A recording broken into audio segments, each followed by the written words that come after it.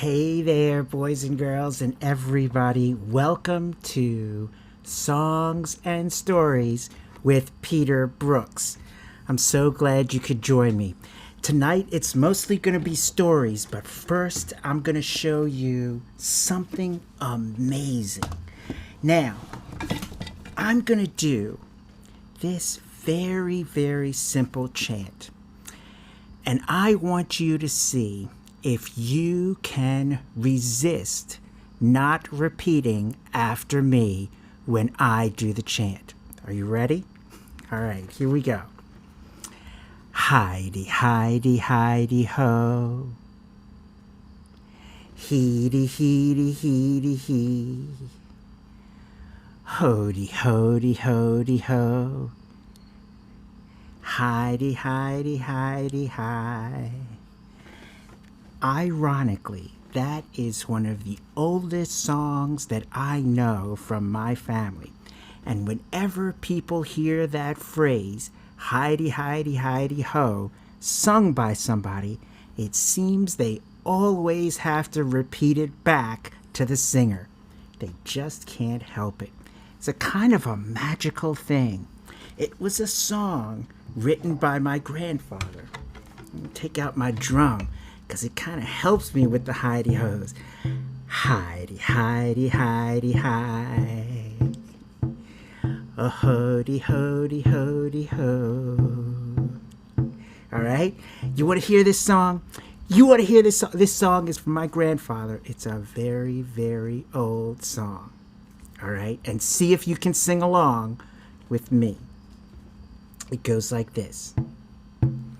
Folks, here's the story about Minnie the Moocher.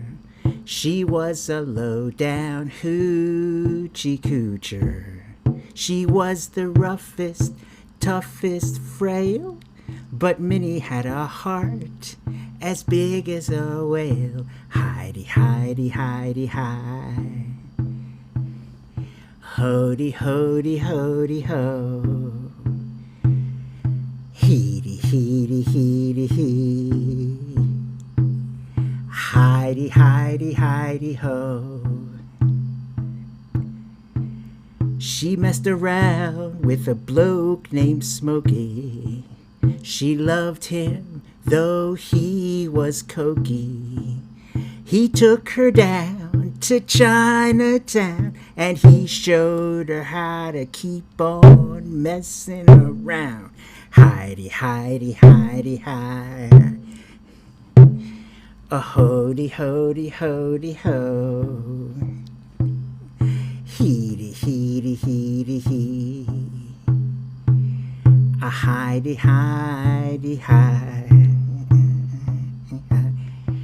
She had a dream about the King of Sweden.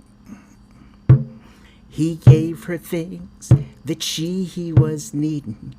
He built her a home built of gold and steel, a diamond car with the platinum wheels. Ski-boppity-boppity-bay. Woody, woody, woody, woe. A heedy, heedy, heedy, hee. A Heidi, Heidi, ho. She had a dream about the King of Sweden. He gave her things that she was needing. He built her a home built of gold and steel, a diamond car with the platinum wheels. Ski-boppity-boppity-bay, ski-boppity-boppity-bay. Woody-woody-woody-way, woody-wo-woody-wo-way. Heidi, Heidi, hi, Heidi, Heidi, hi. Hody, hody, ho, hody, hody, ho. He gave her his townhouse and his racing horses. Each meal she ate was a dozen courses. She had $1 million worth of nickels and dimes. She sat around and counted them all 1,000,000 times. Heidi, Heidi, Heidi, hi. A hody, hody, hody, ho. A heedy, heedy, heedy, hee. A hidey, hidey, ho. Poor men, poor men, poor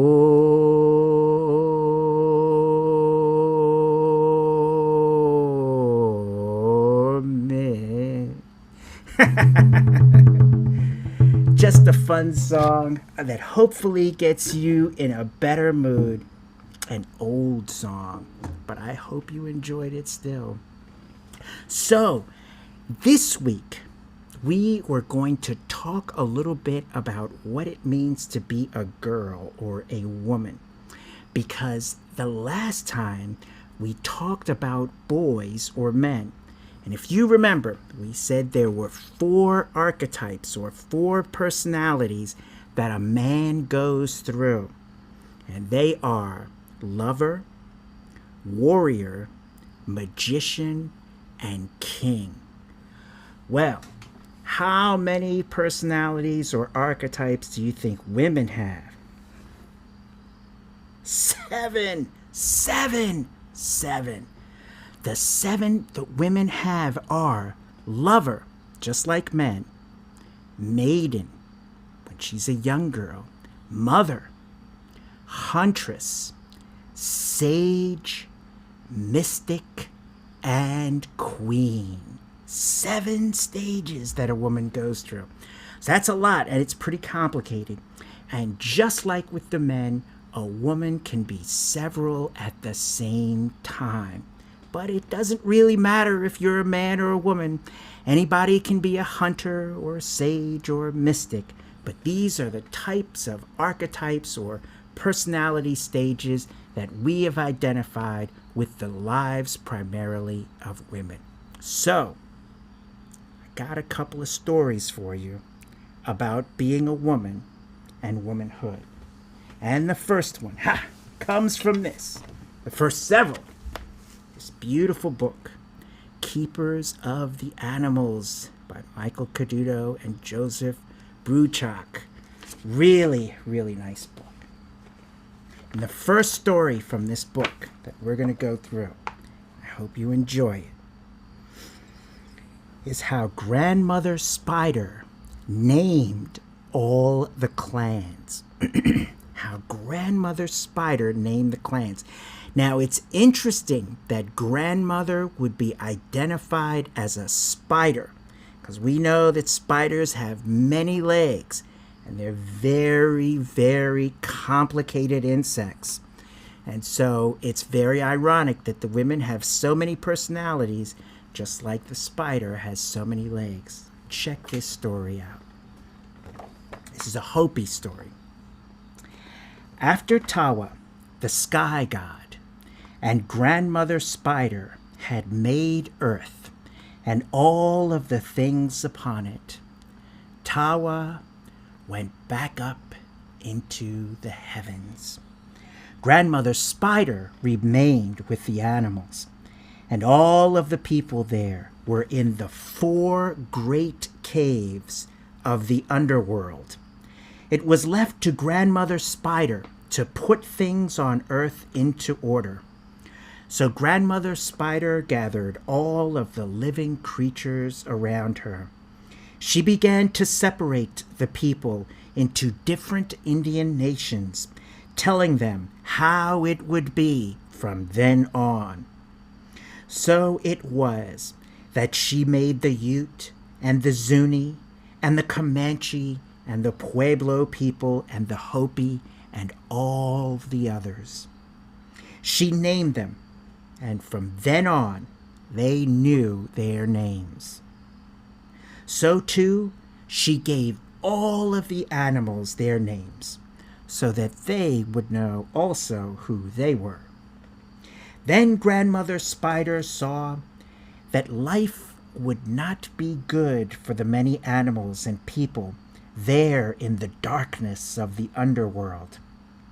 With her 2 grandsons, the hero twins, beside her, she led the animals and the people up from out of the 4 caverns.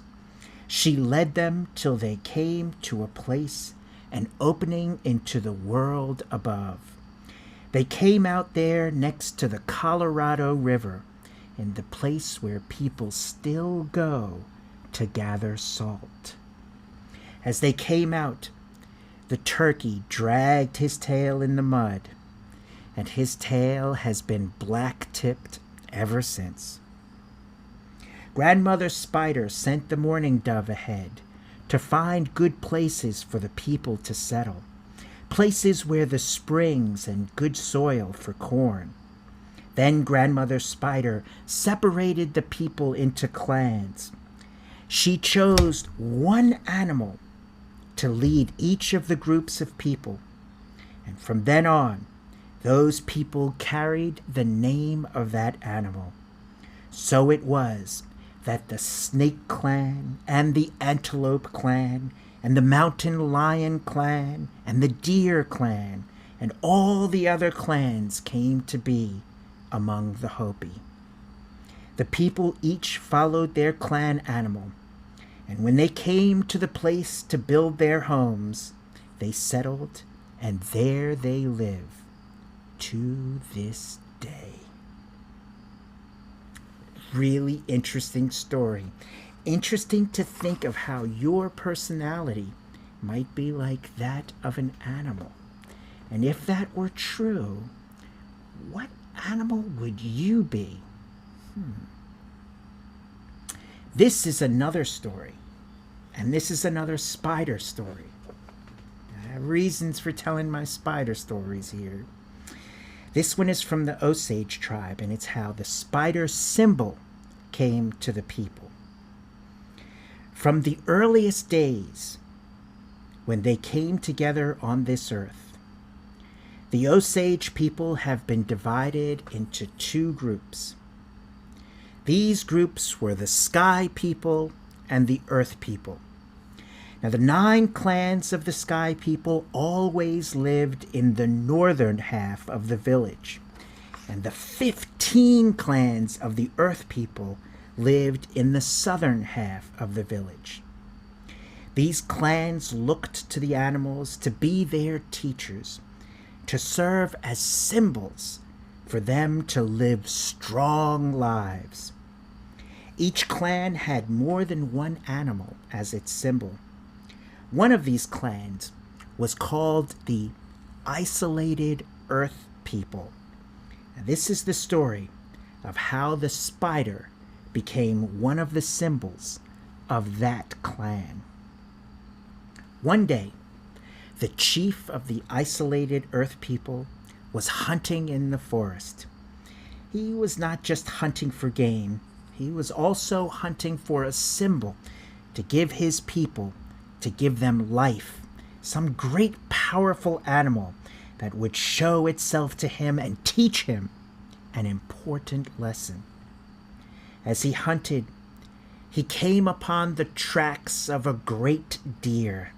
The chief became very excited. "Grandfather Deer," he said, "surely you are going to show yourself to me. You are going to teach me a lesson and become one of the symbols of my people." The chief began to follow the deer tracks. His eyes were on nothing else as he followed those tracks, and he went faster and faster through the forest. Suddenly, the chief ran right into a huge spider's web that had been strung between the trees and across the trail. It was so large and strong that it covered his eyes and made him stumble. When he got back up to his feet, he was very angry. He struck at the spider and was attempting to kill it, but the spider dodged and climbed out of reach. Then the spider spoke to the man. "Grandson," the spider said, "why do you run through the woods looking at nothing but the ground? Why do you act as if you are blind?" The chief felt foolish, but he felt he had to answer the spider. "I was following the tracks of the great deer," the chief said. I am seeking a symbol to give life and strength to my people." "I can be such a symbol," said the spider. "How could you be a strength symbol for my people?" the chief said. "You are small and weak, and I didn't even see you as I followed the great deer." "Grandson," said the spider, "look upon me. I am patient. I wait and I watch. Then all things come to me. If your people learn this, they will be strong indeed." The chief saw it was so, and thus the spider became one of the symbols of the Osage people. Very, very interesting too. Very interesting story. Because, so many times we are caught with ambition for things, and it is the feminine force that teaches us that we should wait and allow things to come to us, because that is real strength in being patient. Grandmother Spider accomplishes many important things in these two stories. She helps Tawa, the sky god, create earth and all things upon it. It is then left to Grandmother Spider to bring order into the formlessness of creation. She creates and names the Indian nations, brings the people out of the dark underworld and into the light of day, and finally separates the people into clans. Each clan is headed by an animal that leads those people to their homeland. Native Americans still follow these clan animals and live in many of the same places. In how Grandmother Spider named the clans, we are introduced to the 4 caverns of the underworld, which are reflected in the 4 sacred traditions of this world. Many Native Americans offer prayers and thanks to the 4 directions, the sacred directions of this world. These are an essential part of maintaining a balanced and harmonious relationship with the world. The notion of animals leading people is universal. Many Native American healers are of the Bear Clan, and it is said those of this clan are apt to be strong and decisive. Members of the Turtle Clan are often described as reserved and deliberate, people who think things through clearly before taking action. Animal totems originated among the western woodland peoples such as the Anishinaabe. The role an individual played in society as a healer, a warrior, a provider of food, or a leader or teacher was often determined by that person's totem. Totems were animals or birds, such as eagle and bear.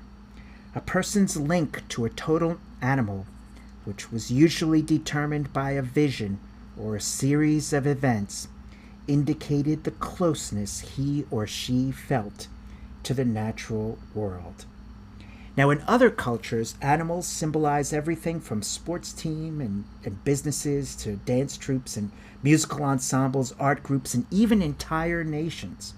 Some spiritual centering practices, such as Tai Chi Chuan, which originated in China, are based in part on imitating the movements and awareness of particular animals, such as the crane.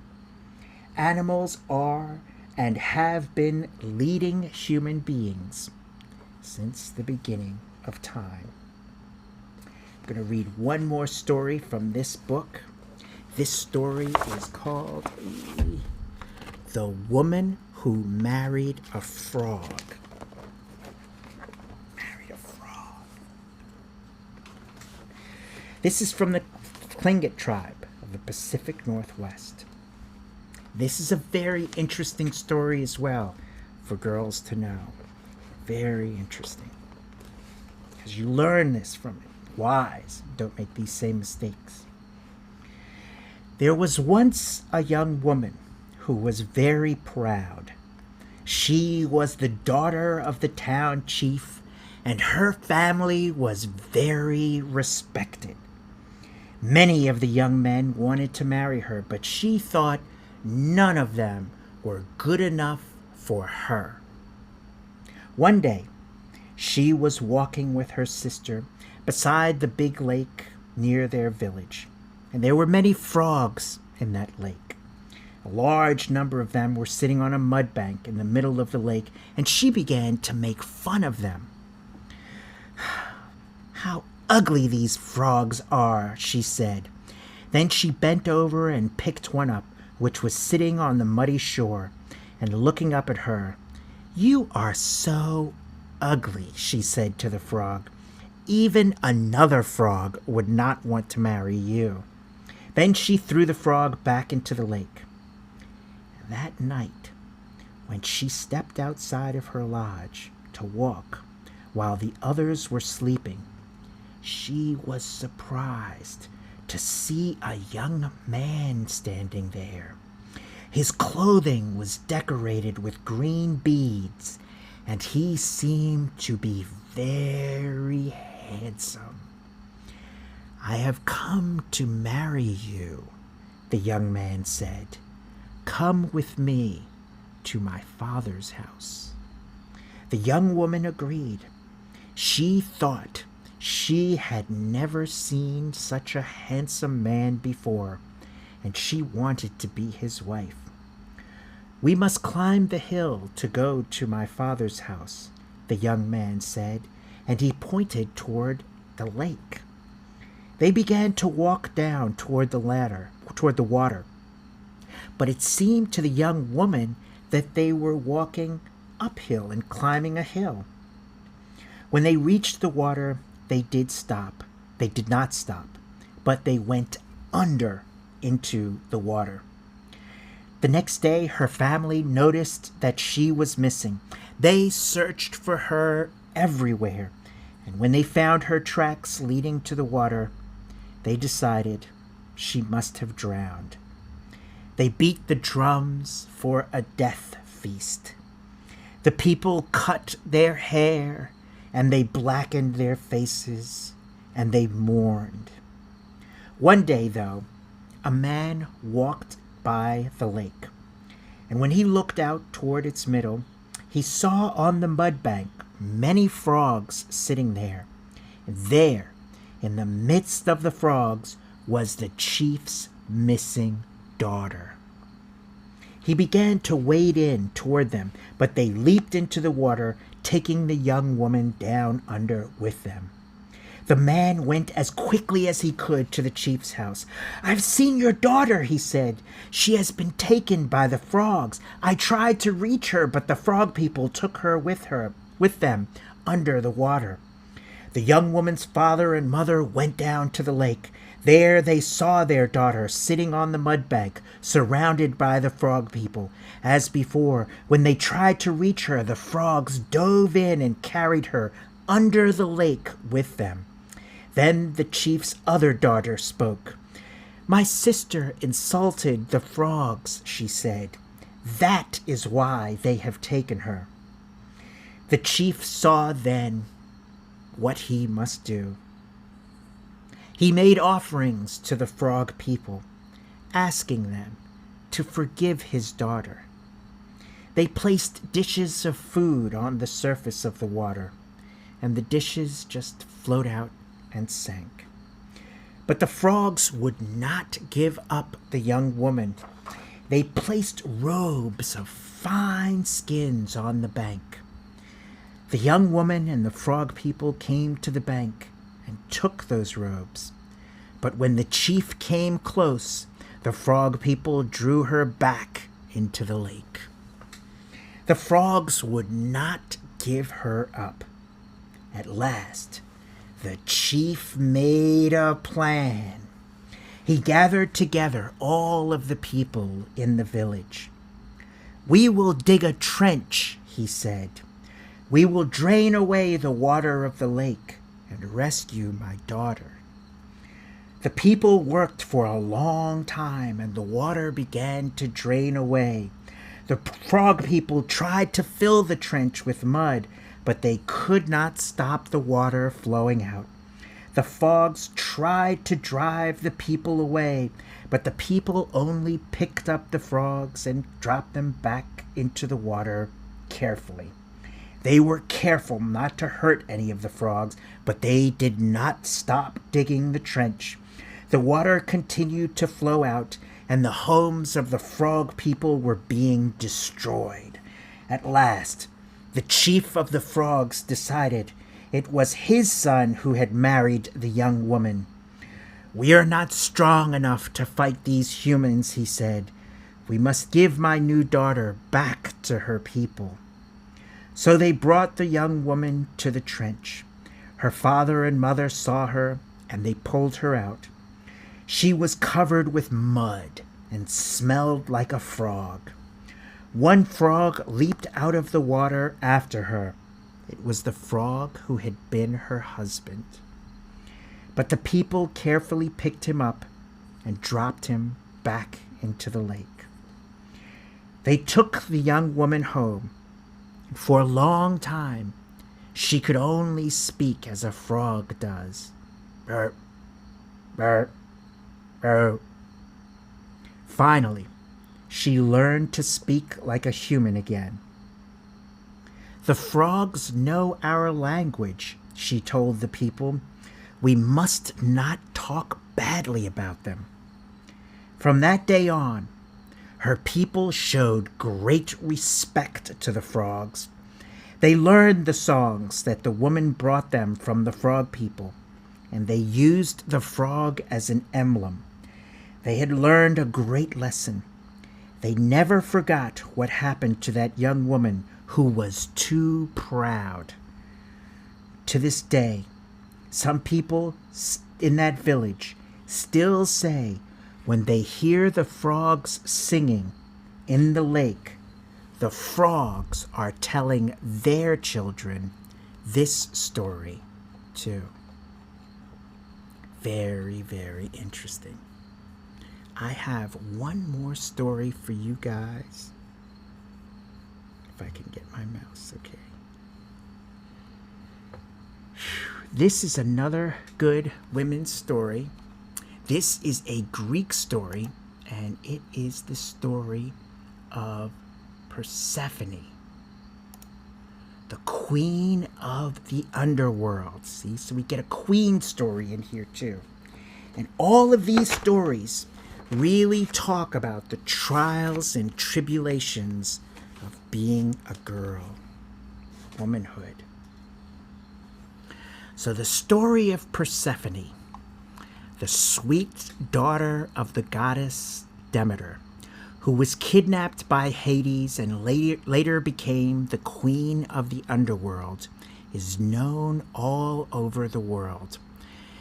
It actually is the way the ancient Greeks used to explain the change of seasons, the eternal cycle of nature's death and rebirth. Persephone is understood in people's mind as a naive girl who flows in between the protection of the mother and the love of her husband. The myth of Persephone was very popular in ancient times, and it is said that her story was represented in the Eleusinian Mysteries, the great private and secret celebrations of ancient Greece. Persephone, the queen of the underworld. Now, according to Greek mythology, Persephone, the queen of the underworld, was the daughter of Zeus and Demeter, the goddess of harvest and fertility. She was also called Kore, which means maiden, and grew up to be a lovely girl, attracting the attention of many of the gods. However, Demeter had an obsessed love for her only daughter and kept all men away from her. The most persisting suitor of Persephone was Hades. Hades, the god of the underworld. He was a hard, middle-aged man living in the dark among the shadows of the dead. But his heart softened whenever he saw Persephone, and he was amazed by her beauty and her youth and her freshness. When he asked Demeter to marry her daughter, Demeter got furious and said there wasn't the slightest chance for that to happen. Hades was heartbroken and decided to get Persephone no matter what. One day, while the girl was playing and picking flowers along with her friends in a valley, she beheld the most enchanting narcissus she had ever seen. She stooped down to pick the flower, and the earth beneath her feet suddenly cleaved open, and through the gap Hades himself came out in his chariot with his black horses, and he grabbed the lovely maiden before she could scream for help, and descended into his underworld kingdom while the gap in the earth closed after them. The other girls had not seen anything because everything happened so quickly. They didn't have a clue for the sudden disappearance of Persephone. The whole incident, however, had been witnessed by Zeus, her father of the girl, and the brother of the abductor, as well as it being witnessed by Helios, the god of the sun. Now, Zeus decided to keep silent about the whole thing to prevent a fight with his brother, and Helios wisely thought it better to not get involved in anything that didn't concern him. A distraught and heartbroken Demeter wandered the earth looking for her daughter until her good friend Hecate, goddess of the wilderness and childbirth, advised her to seek for the help of Helios, the all-seeing sun god, in order to find her daughter. Helios felt sorry for Demeter, who was crying and pleading with him to help her. Thus, she revealed to her that Persephone had been kidnapped by Hades, and when she heard that, Demeter got very angry and wanted to take revenge. But Helios suggested that it was not such a bad thing for Persephone to be the wife of Hades and queen of the dead. Demeter, however, could not let it be gone. She was furious at this insult and deeply believed that Hades, who after all had only dead people for company, was not the right husband for her sweet daughter. She also got angry at Zeus for not having revealed this to her earlier. To punish the gods and to grieve, Demeter decided to take a long and indefinite leave from her duties as the goddess of harvest and fertility, with devastating consequences. The earth began to dry up. Harvests failed. Plants lost their fruitfulness. Animals were dying for lack of food, and famine spread throughout the whole earth, resulting in untold misery. The cries of the people who were suffering reached Olympus and the divine ears of Zeus, the mighty god, and he finally realized that if he didn't do something about his wife's wrath, all of humanity would disappear. Thus, he tried to find another solution to both calm Demeter and please Hades. He promised Demeter to restore Persephone to her if it can be proved that the maiden stays with Hades against her will. Otherwise, Persephone belongs to her husband. The crafty Hades learned of this agreement and tricked his reluctant bride, who was crying all day and night from despair, to eat a few seeds of the pomegranate fruit. Now this was the food of the underworld, and every time someone ate even a few seeds of this, then after a while they would miss life in the underworld. When the gathering in front of Zeus took place, and Persephone was asked where she would like to live, she answered that she wanted to live with her husband. When Demeter heard that, she got infuriated and accused Hades that somehow he had tricked her daughter. A great fight followed, and Demeter threatened that she would never again make the earth fertile, and everyone on earth would die.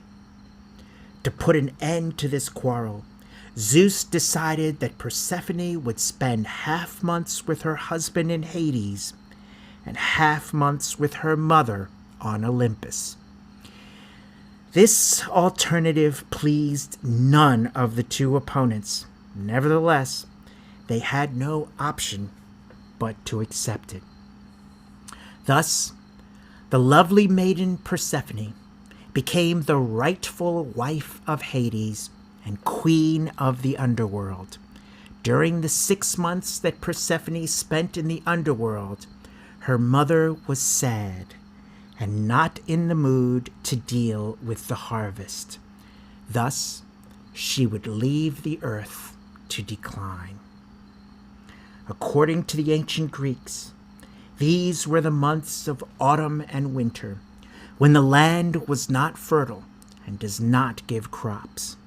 Whenever Persephone went to Olympus to live with her mother, Demeter would shine from happiness, and the land would become fertile again and fruitful. These were the months of spring and summer. Therefore, this myth was created to explain the change of seasons, the eternal cycle of nature's life and rebirth. And just like nature, we all experience death and rebirth. That's it for this week. We'll see you next Saturday, same time, same place. Be good to yourself, be good to each other, be good to your family, and good things will happen to you. Thanks so much.